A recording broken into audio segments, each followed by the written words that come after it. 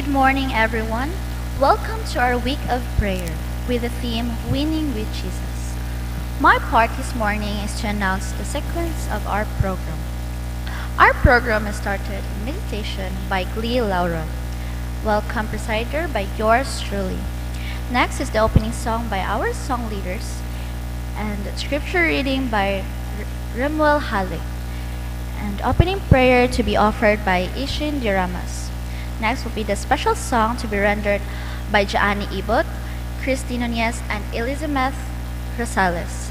And we will hear a message by Pastor Jen Boy Luston. Next is the closing song by our song leaders, and to end with a prayer by Jaani Ibot. I am your presider, Joshimir Gutierrez, and our pianist is Janlene Amber Sabala, and our song leaders are Sofia Abelgas, Blair Pinili, and Jamaica Tambal. May we all bless it this morning. Before I end, let me read to you a memory verse found in 2 Corinthians 2 verse 14. But thanks to be God who always lead us in triumphal procession in Christ, and through us spreads everywhere with the fragrance of knowledge of Him. Good morning, and thank you.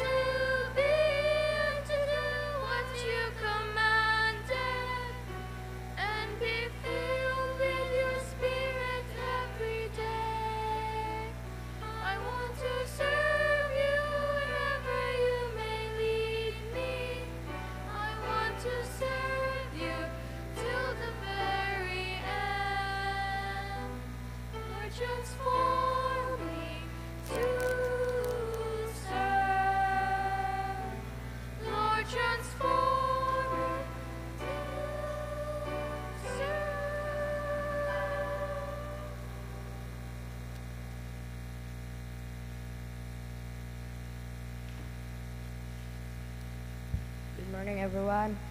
Our, um, our scripture reading this morning is found in Luke chapter 5, verse 1 to 5. It says, "One day, as Jesus was standing by the lake of Gennesaret with the people crowding around him and listening to the word of God, he saw at the water edge two boats left there by the fishermen who were washing their nets. He got into one of the boats, the one belonging to Simon, and asked him to put one a little from shore. Then he sat down.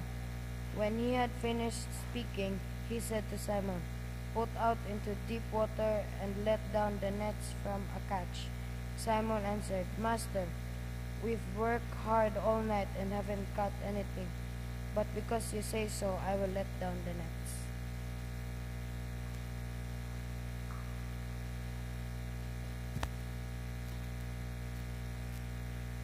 Let us kneel down as we start our opening prayer.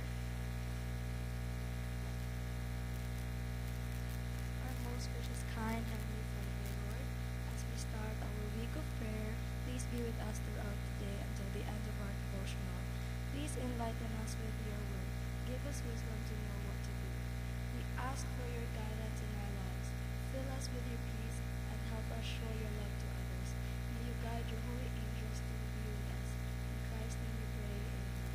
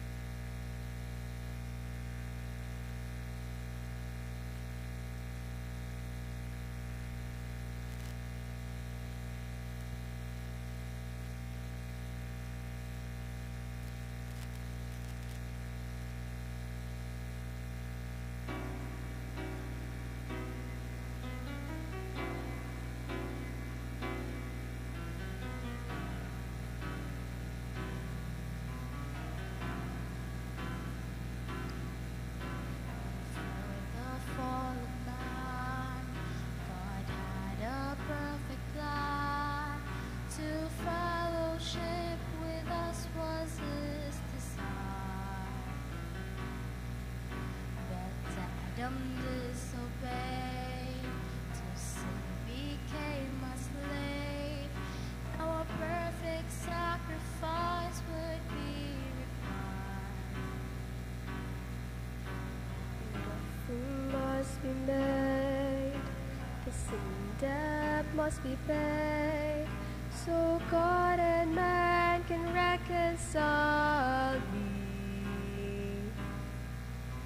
But Jesus said, "I'll go, because He loves me so. He shed His blood and paid His penalty.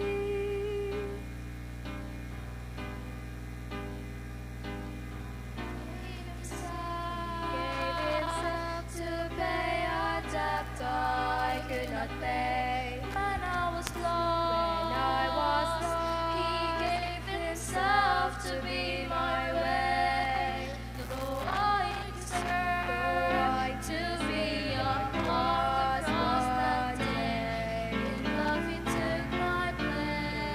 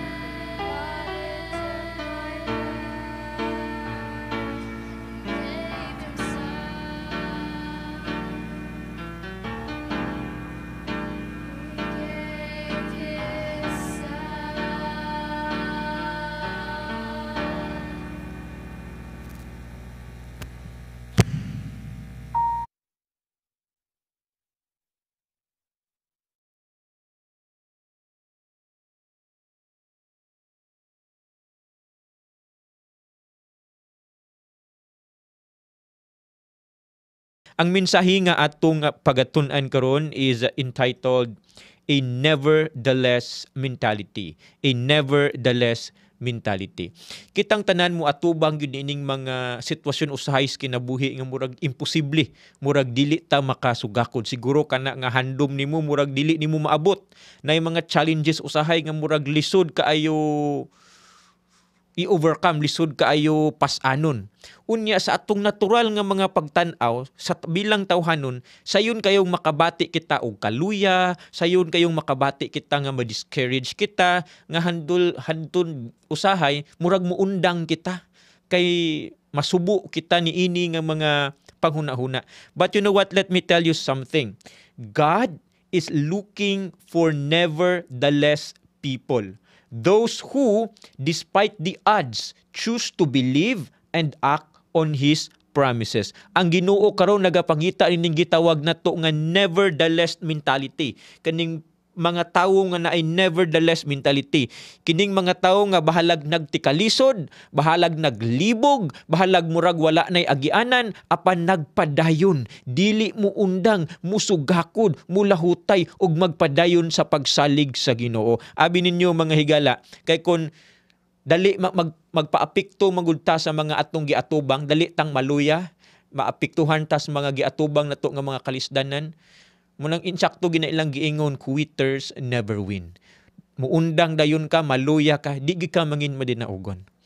Usahay ang the greatest triumphs require, kaning enduring some of the greatest struggles. Kung gusto kang magmangin madinaugon, kung gusto kang maka-overcome ni anang imong giatubang karon og maabot imong paghandom, nagkinahanglan nga mag-angkon ka ni ining nevertheless mentality. Ang mentality nga bahalag lisod, bahalag nabugatan na, gikapoy na, murag wala kaning naglibog na kung unsa ang nahitabo, murag wala nay paagi, apan dili mo surrender, dili mo undang, mulahutay, magpadayon sa pag-alaga diha sa Ginoo. Munang makahinumdum bitaw sa giingon ni Ginoong Hesukristo, He who endureth till the end, he shall be saved. Siya nga nagapadayon hangtod gayud sa kahangturan, siya ang maluwas. Dinas bilang kasulatan atong makita diha ang very famous story of Peter, nagitawag na ito na og a nevertheless moment. Unsa man na? Atong basahon diha sa Lucas 5:1 hangtod sa 5. And it came to pass that as the people pressed upon him to hear the word of God, he stood by the lake of Gennesaret. Okay, let's continue. And saw two ships standing by the lake, but the fishermen were gone out of them and were washing their nets. All right? Unya, and he entered into one of the ships, which was Simon's, and prayed him that he would thrust out a little from the land, and he sat down and taught the people out of the ship. Karon?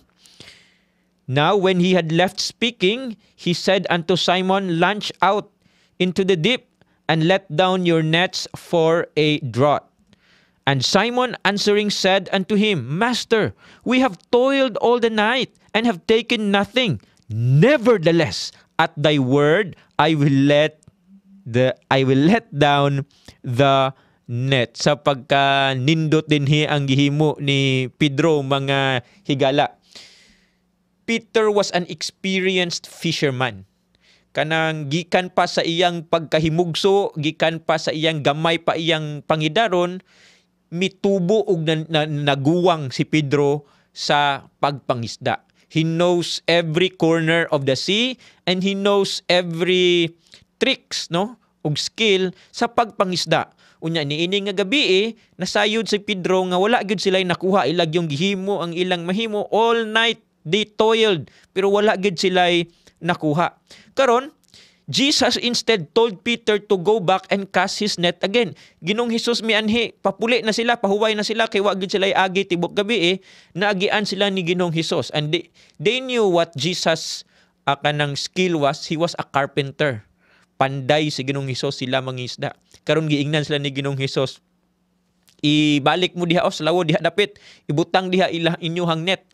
Number 1, si Pedro nasayod nga dili kay na lawom, mabaw ra na, wala na isda diha.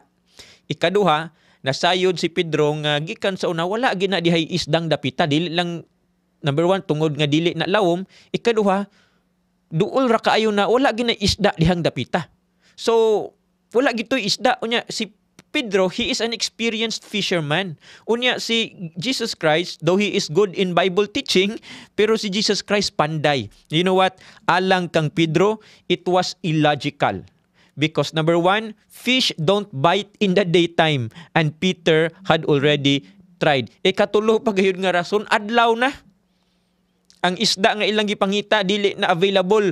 Ana nga adlaw kay kani magong mga nets, depend na ni kuan na ni specialize sila kon para sa unsa ni nga isda. So na isda nga alas 5 sa buntag, alas 4 sa buntag, na isda pod nga naana didto sa gabi dapit, pero usahay ra kayo ng daghan nga mga isda nga imong madakpan nga sanag ng adlaw, no, in broad daylight. So in Peter's perspective, ang gisugo ni Ginoong Hesus was illogical. Dili to matuuhan mura og katawanan to some extent. Pero unsa ang giingon ni Peter, ganahan gyud ta sa giingon ni Peter. Unsay giingon ni Peter? Peter said, "We have caught nothing. Nevertheless, at your word, I will let down the nets." Peter had this nevertheless mentality. Ingon siya Ginoong Hesus, kanang imong gituldo sing panghunahuna, that's illogical. Niabot na gani mi sa lawod, wala na digto karon adlaw na, mabaw pa na diha, duol pa na sa seashore, wala gina diha gihay isda. Pero kay ikaw magyoy nusugo, nevertheless I will let down the net. Number 1, unsay gihimo ni Pedro mga higala, nindot kayo. Number 1, Peter acknowledged the facts that it was illogical, pero he chose to act on faith. Nasayo, gi-acknowledge ni Pedro, Ginoo wala na diha, but nevertheless, I will follow you. Sa pagkanindot nga leksyon nga atong makuha mga higala. Ginoo lisod ni, acknowledge na to number 1, kung unsa gyud ang reality. Ginoo lisod, nagkalisod ko karon, Ginoo murag walay paagi, nevertheless, mupadayon ko sa pagsalig kanimo. Amen? Ginoo, maunin akong problema, nabugatan ko, murag dili na nako masarangan, nevertheless dili ko musurrender because I trust in you. Ginoo, nasubo nako, gikapoy nako, murag wala na ko'y nakita nga paagi, nabugatan nako, nasubo nako, nevertheless magpadayon ko kay ako musalig kanimo. That is a beautiful example of a nevertheless mentality. Mga higala. Kanang mentality nga number 1, atong gi-recognize ang problema, atong gi-recognize ang mga challenges nga atong giatubang, mga gipas-an nato nga mga burdens. Pero bahalag murag nagtikalisod kita nga murag walay paagi, dili gyud kayo dayon kita muundang apan mulahutay kita, miingon kita, nevertheless, I will trust in the Lord and I will continue to obey in Him, dili ako mu surrender. Unsay gihimo ni Pedro? Peter acknowledged the facts. He acknowledged the problems, but he still choose to act in faith. That is a nevertheless mentality. Unsay nahitabo after ni ana? When they cast their net, they enclosed a great multitude of fishes, and their net break. Sa ila nang gisunod ang gisugo ni Ginoong Hesus. Paglabay pa lang nila sa net, wala gid sila naguna-huna nga ang kadtong net na agid toy makuha sila, kay makita pa nila sigurong bato, makita pa nilang yuta, kabalo sila nga agiana na diha nya adlaw dako unsa man nga isda ilang makuha. They did not expect anything, pero sa pagkuha na nila sa ilahang mga fishing nets, they were surprised. Nga murag mga gisi ang ilang mga nets sa kadaghan ug sa kabugat sa isda nga ilang nakuha. to the point that they beckoned unto their partners, which were in the other ship, that they should come and help them. And they came and filled both the ships, so that they began to sink. Sa pagkadaghan sa panalangin nga atong makuha di ay, kung kita mo padayon mo angkon niining nevertheless mentality. Oh Ginoo, I am financially challenged today. Nevertheless, I will continue to serve you. Ginong Hesus, nagtikalisod ang akong mga finances karon, pero bisan pa niana, nevertheless, ako ra gihapon magpadayon sa pag-alaga diha kanimo. Ginoo, nagkalisod ko sa akong family karon na ay mga relationship problems, nevertheless, ako mapadayon sa pag-alagad kanimo. Ginoo, naglisod ko sa akong Sabado, sa akong trabaho, maglisod kog pangitag trabaho tungod sa Sabado, nevertheless, unahon ta ka. Muna ang gitawag na to nga nevertheless mentality, mga higala. O kung ato ka nang himuon, iandam ang imong kaugalingon, basig makurat ka sa mga panalangin nga giandam sa Dios alang kanimo ug alang kanako. Let us remember that when we obey God's word, even when it doesn't make sense, He brings His greatest blessings. Ato gayong hinumduman, mga higala, nga kung atong sundon gani ang Dios, bisan pagmura o lisod mura o kaning dili sayon kana himuon, apan muna tay nevertheless mentality, makaangkon kita sa mga panalangin sa Dios nga iyang giandam dinhi kanato. So unsa man ang buti pasabot ning naa kay nevertheless mentality? Number 1, sama kang Pedro, you acknowledge the facts. Diha gyud ka musugod. Imong i-acknowledge mao ni akong problema karon, mao ni ang sitwasyon karon, mao ni akong kahimtang karon. You don't deny the reality of your situation. For example, kung unsa ang mga problema nimo karon, for example, naa kay bad medical reports, or maybe you are financially broke, or maybe na kay mga broken relationships, unsa mo na mga problema nga imong gipas-an karon. Number 1, i-acknowledge na nimo, mao kini akong problema. Unya, unsa ang imong himuon? Number 2, add nevertheless. For example, problema nako sa pangwarta, nagtikalisod ko sa pangwarta karon, nevertheless, mupadayon ko sa pag-alagad sa Ginoo. No? So unsa ang atong himuon? You declare the odds are against me. Nevertheless, I believe in God's promises. Tinuod ang mga problema, ang mga paghangkat mura og lisod dili sayon. Apan dungagan na nimog nevertheless. But nevertheless, ako mupadayon sa pag-alagad sa Ginoo. Ingon ana na siya, mga higala, ang nevertheless mentality. Ang una natong himuon is to acknowledge the reality, acknowledge the facts, kung unsa ang mga problema, mga kalisdanan nga atong gipas-an, unya add nevertheless. For example, the medical report is bad, nevertheless, God will heal me. My child is off course, nevertheless, as for me and my house, we will serve the Lord. Maybe my spouse is off course, nevertheless, mualagad kami sa Ginoo. I am financially broke, nevertheless, I will lend and not borrow. So ingon ana na siya, ang gitawag nato nga nevertheless attitude. Unsa man ang mga problema, mga kalisdanan nga imong giatubang karon, dungagi lang nag nevertheless. Dili mayo ang relasyon nako sa akong bana karon, nevertheless, magpadayon ko sa pag-alagad sa Ginoo. Nagtikalisod ko sa mga problema nga akong giatubang karon, nevertheless, dili ko muundang apan magpadayon ako. Ang atong gihimo ni ana, mga higala, is we choose faith over human logic. Usahay manggod ang human logic, magsulti ka na to nga surrender na ka, subo ka, lisod ka. Apan ang atong pagtuo sa Dios mo'y atong palabon. Let us choose faith over logic. Practical people, worldly people rely on logic, but nevertheless people rely on God's promises. So mao kana ang nevertheless mentality. It is beyond logic. It is more than logic usahay. Sa matawhanong mga mata, murag wala na'y paagi, ang ngaya na kang musurrender, but in the nevertheless eyes, no. Ingon gani makahinumdum ta sa katong tulo ka mga higala, Shadrach, Meshach ug Abednego. They said to the king when they were about to be burned into the fiery furnace, they said, "King, we know that the Lord will deliver us. But nevertheless, if He does not, we will not serve you still." So mao kana ang nevertheless mentality. Ganahan ko sa giingon diha sa Proverbs chapter 3 verse 5.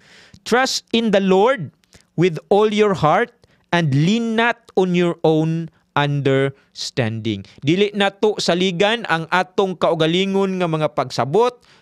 Instead, diha kita musalig sa Dios. Kay logic, human logic tells something else.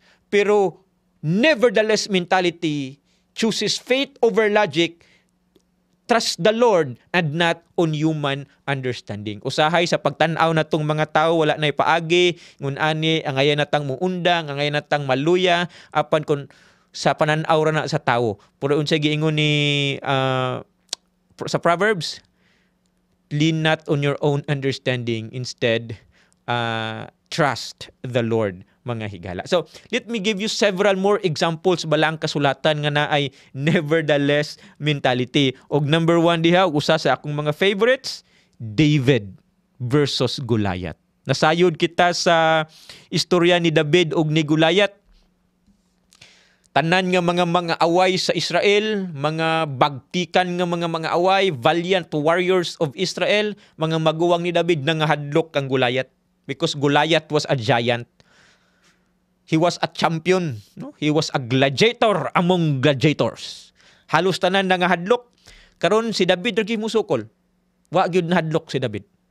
Karon abot ang panahon nga gisuksukan na siya sa kadtong armor. Ang armor dili kaigo niya kay tungod teenager pa siya. So makig-away siya kang Goliath, walay armor. Hastang ang iyahang espada gipangitaan paguro siya gamayng espada kay dili siya kadala adtong espadang dagko sa mga grown-ups. Grabe gayud. Mura og layo ra kaayo murag di gyud kasarang si David, no? It was a very outmatch, no? Outmatch kaayo si David i-compare kang Goliath. Goliath dako na kaayo, bagtikan og fully grown up, mga maskulong dagko kaayo, way labot nga na kumpleto siya sa gears. Whereas si David wala, luya kaayo, layo ra gyud kayo. Pero unsay giingon ni David in 1 Samuel 17:37, usa ni sa mga pinakanindot nga nevertheless mentality nga examples ingon ni David. David said, "Nevertheless, the Lord that delivered me out of the paw of the lion and out of the paw of the bear, He will deliver me out of the hand of this Philistine." Grabe mga higala. Lisod, beyond human logic, murag walay paagi. David faced a giant. He had no armor. He had no experience. And he even did not have age, good age, legal age. But he declared, "Nevertheless, the Lord will deliver me." Usahay ingon ana kita mga higala. Nag-atubang tas mga paghangkat ug mga problemang mga Goliath sa atong kinabuhi. Mga dagko, mga bugat. Unya kita, murag maggamay rata nga, murag maglisod kita nga sa pananaw sa tawo. Murag wa gyud kitay ikasukol. Pero, usahay ang magpadaog kanato, dili magud kita, kundili ang Dios, because God fights these battles for us. Amen? Instead nga maluya ka ni ana nga mga pagsulay, moingon ka, "Nevertheless, the Lord will deliver me." Kung unsa nasayod kita kung unsay nahitabo mga higala. David defeated Goliath. Not because nga si David maayo, not because nga si David makasarang gyud siya ug mas isog siya ug mas kusgan siya kaysa kang Goliath. He defeated Goliath because of his nevertheless mentality. Usahay manggod nara diha si mong kasing-kasing ba? Kung magpadala-dala ka sa mga panghadlok sa kaaway, dili gyud ikaw makalahutay. Apan salig kita sa Dios, mga higsoon. Ang atong kaisog, ang atong kusog, wala na dipindi sa bisag unsang butang, na dipindi kini diha sa Ginoo. Let us say nevertheless. Ikaduha nga example sa balaang kasulatan nga naay nevertheless mentality is actually Abraham, no? Katong story nila ni Sarah. Atong nasayra, no, nga kung unsa ang nahitabo sa ilahang story kaning naay angel, Genesis 18 verses 10 to 14 atong basahon. And he said, the angel, I will certainly return unto thee according to the time of life, and lo, Sarah thy wife shall have a son. And Sarah heard it in the tent door which was behind him. Giingnan sa anghel si Abraham nga mubalik siya sa sunod. Sa pagbalik niya, mabdus na si Sarah or naanay anak sila, no? The promised son. Nakadunggan ka na ni Sarah. Now Abraham and Sarah were old and well stricken in age, and it ceased to be with Sarah after the manner of women. Karon si Sarah, humana sa iyang menopausal. Years ago, pila na katuig ang dekada na ang milabay, impossible na gyud nga si Sarah mumabdos pa. Therefore, Sarah laughed within herself, saying, after I am waxed old, shall I have pleasure, my Lord, being old also? Ingon si Sarah, hapit na ta 100 anyos, 90 anyos na ta. No? Luya na ta, wala na ta. Dinhi pa hinuon ko mamabdos.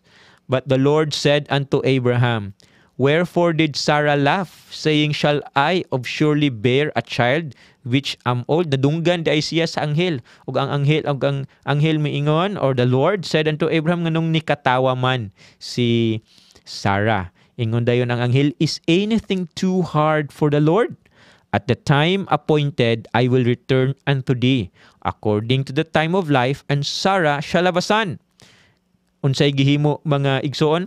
God promised them a child in their old age. Sarah laughed, but Abraham believed. Unsay giingon ni Abraham instead? Nevertheless, God's promise will come to pass. Si Abraham yay mituo.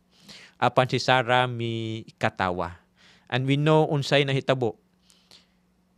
Isaac was born, the promised son. Kanilang another example, no, of a nevertheless mentality.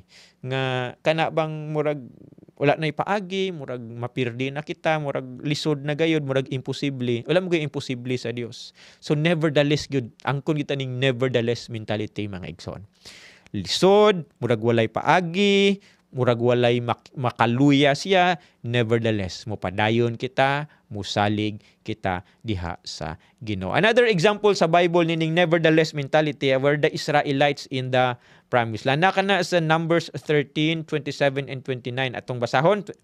And they said unto him, and they told him and said, we came unto the land whither thou sentest us, and surely it floweth with milk and honey, and this is the fruit of it. Nevertheless, the people be strong that dwell in the land, and the cities are walled and very great. And moreover, we saw the children of Anak there. The Amalekites dwell in the land of the south, and the Hittites and the Jebusites and the Amorites dwell in the mountains. And the Canaanites dwell by the sea and by the coast of Jordan. And Caleb stilled the people before Moses and said, nevertheless, let us go up at once and possess it, for we are well able to overcome it. Ato ka nang i-review ba? Nagpadala si Joshua og 12 spies to look at the land of Canaan. Ang pulo mibalik ng miingon, lisod ta, dagko kayong mga tao dito, isog kaayo, tinuod na ay milk and honey, pero dili gyud, impossible. Pero si Joshua miingon, yes, tinuod ka na. Dagko ang mga tao, naa dito ang mga Amalekites, but nevertheless, let us go up at once and possess it, for we are well able to overcome it. No? So mo ka ng nevertheless nga posisyon ni Caleb o ni Joshua. I mean si Moses dito. Anya kanang si Moses ang nagpadala, unya Caleb and Joshua were the two people. The point there, mga higala, is of course insakto to ang kang Caleb kag kang Joshua. They were really able to overcome the land. Walay nagbinutbot adto ha. Tinuod gyud kadto ang gisulti pod sa 10 spies nga giants were living there, and they were strong people. Lisod gito sila tinuod. In human eyes, in human nature, murag dili gid sila kasarang makig-away sa mga Canaanites o sa mga Amalekites o sa mga Hittites nga nagpuyo sa land of Canaan. But Caleb and Joshua ana ay gitawag nato nga nevertheless mentality. Nga miingon sila, adto gihapon ta kay gisaad man kana sa Dios kanato, for we are well able to overcome it. No? The ten spies, they saw the giants and said, no way. But Joshua and Caleb saw the same giants but said, nevertheless, we are able to take the land. Abi ninyo mga higala, kung gisunod nato ang 10 spies, the Israelites would never have reached the promised land. Pero if kung atong sundon ang nevertheless mentality ni Caleb o ni Joshua, yes, we will reach the promised land. I think ingon ana pud na sa atong kinabuhi. Dili nimo maabot ang imong panalangin, dili nimo maabot ang imong damgo, dili nimo maabot ang imong mga plano kung magsalig lang ikaw sa tawhanon nga mga mata. Nindot kaayo nga muangkon kita nining nevertheless mentality. Nga muingon ka, yes, lisod. Yes, murag walay paagi. Yes, tinuod ka na. I-acknowledge nimo na. Apan moingon ka, nevertheless, I will continue to serve God. Nevertheless, I will not quit. Nevertheless, I will move forward. And God in His own time will just deliver you, mga higala. So sa pagkanindot sa Dios nga atong gialagaran, especially if we have a nevertheless mentality. So unsa na to pag-angkon niining nevertheless mentality? Number 1 is let us embrace God's promises over every situation. For example, sa atong kinabuhi karon, let us declare, it looks impossible, nevertheless with God all things are possible. Unsa man na ang mga impossible sa imong kinabuhi karon, mga problema nga imong giatubang karon, declare, tinuod, murag nagtikalisod ko, murag wala nay paagi, but with God. But nevertheless, with God, all things are possible. Number 2, refuse to be defined by your circumstances. Remember, don't let setbacks, delays, or failures dictate your future. For example, I've been single a long time. Nevertheless, I know the right person is coming. So, mo ka na ang nevertheless perspective ba nga dili lang ka magpa-limited sa kung unsa ang kahimtang or circumstances that you are in today. You know that something better is coming up because you are serving the Lord. And third, take steps of faith. Like Peter, obey God even when it does not make sense. No? Kung wala tumistuo si Peter nga ilabay ang they should cast the nets, Peter would have not experienced a great catch, a miraculous catch. But like Peter, let us take the necessary steps of faith. Padayon kita sa pag-alagad sa Diyos, sa pagtuman kaniya, sa pagsalig kaniya, and in so doing, atong giablihan ang atong mga kagalingon sa mga mirakulog panalangin nga giandam sa Diyos alang kanato. For example, I don't have the resources, nevertheless, I'll take the first step toward my dream. So ingon na siya mga higala no nga ato gayud nga i-embrace unya dili kita magpa-limited sa atong situation, and then we take the steps of faith aron makaangkon kita ning nevertheless mentality. Abi ninyo, if we have a nevertheless mentality actually activates God's favor.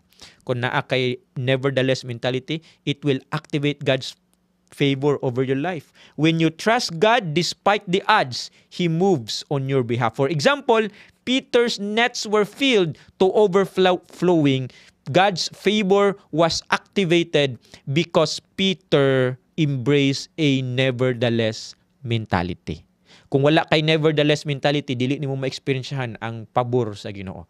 God's favor opens up, mga higala, if we claim this nevertheless mentality diha kaniya. O number 2, if we have a nevertheless mentality, it will position us for miracles. Abi ninyo, kung wala kay nevertheless mentality, maglisod kag experience sa mirakulo sa Ginoo.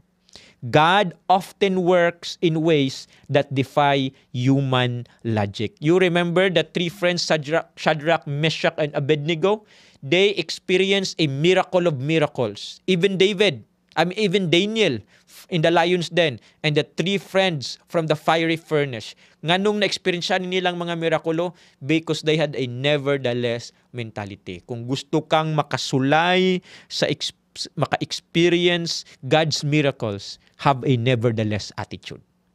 Yes, it's hard, but nevertheless, I will continue to serve you. Yes, it's a struggle, but nevertheless, I will continue to trust you, Lord. I will continue to obey you. In so doing, you are positioning yourself nga maka-experiensya ka og mga mirakulo og pinasahi nga panalangin gikan sa Dios, mga higala. Og ang ikatulo, if we have a nevertheless mentality, it will keep us moving forward. A nevertheless mentality prevents you from giving up when the journey gets tough. Kung anaa kay nevertheless mentality, nindot kayo. Dili gyud ka mo surrender, dili gyud ka mo undang, magpadayon gyud ikaw hangtod nga ikaw makaabot ra gayud sa finish line. Kana bang mag-running ka, mag-marathon ka, mag-jogging ka, bahalag hinay basta di lang gyud ka mo undang, makaabot ra gyud ka sa finish line. Pero once nga mo undang gani ka, di gyud ka kaabot. A nevertheless mentality mo ingon, bahalag sakit, padayon. Bahalag hinay, padayon. Hangtod nga magkaabot ka. Philippians 1:6 ganahan ko sa gisulti diha, he who began a good work in you will be faithful to complete it.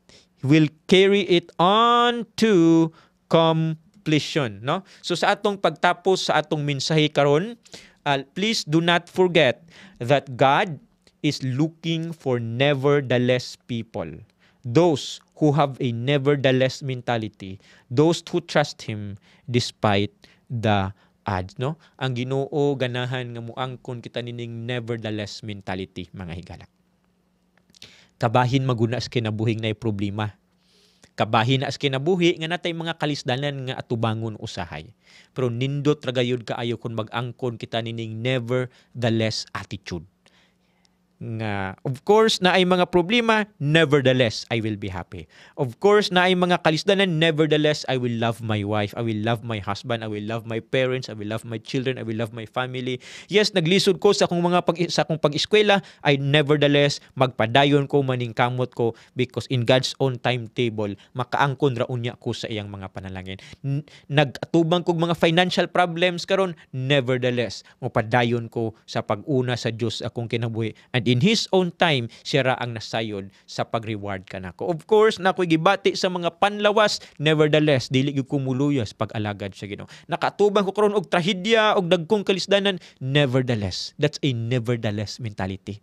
Di gyud ka magmahay kung naa kay nevertheless attitude. Because a nevertheless attitude activates God's favor. A nevertheless mentality will be able to position yourself to experience God's miracles. And a nevertheless mentality will ultimately succeed, mga higala. So, let us not forget that our blessing may be just one nevertheless away. Siguro wala ta nasayod nga ang atong panalangin is just one nevertheless away ra di ay, mga higala. So, to end our message today, let us have this call to action alang kanatong tanan karon. Number 1, I challenge all of you to identify one area of your life where you need to add a nevertheless attitude. Unsa man na ang mga area sa inyong kinabuhi karon wherein you need to add a nevertheless attitude. Unsa man ang gipas-an nga problema karon nimo, butangi og nevertheless. And then I encourage you to declare it and take a step of faith, no? So mao kana ang atong mensahe karon nga kabuntagon, mga higala. Daghan kaayong salamat sa inyong pagpaminaw. Hinaot pa nga kining atong mensahe magahatag kanatong encouragement for today. I hope nga kitang tanan makaangkon niya ng nevertheless mentality. Kabahin maguna sa kinabuhi nga natay problema, natay mga kalisdanan. Apan dili na to option nga magpaluya-luya kita hangtod mo undang kita. Quitting is not an option. Kung unsa man na imong giatubang karon, nevertheless, serve God. Nagkalisod ka karon, naglibog ka, nevertheless, trust God. Mura og dili nakakasugakod, you cannot overcome the challenges, nevertheless, continue moving forward. And in due time, in God's timetable, ang Ginoo raon niya ang makahibaw sa pagpanalangin kanato mga higala. Amen? Daghang salamat sa inyong pagpaminaw ato kining tapuson sa pag-ampo. Let us pray. Amahan na mo nga naakas sa mga kalangitan o Dios, daghan kaayong salamat sa mensahe nga among nadawat gikan kanimo, gikan sa imo mga pulong karong gabi una nga nagapahanumdum kanamo sa pag-angkon nining nevertheless mentality. Kabahalag nagtikalisod kami na kami atubang nga mga bugat nga mga pag-challenges, mga pagpanghangkat sa kinabuhi, apan dili kami muundang, dili kami magpadala sa kaluya, whatever we may be going through. We nevertheless will continue to trust you, serve you, and move forward, O Lord. And in due time, ikaw raon niya ang makahibaw sa pag-uli kanamo sa imong mga daghan nga mga panalangin. Panalangini kaming tanan, kining among pag-ampo sa ngalan ni Ginoong Hesus. Amen. Amen. Amen.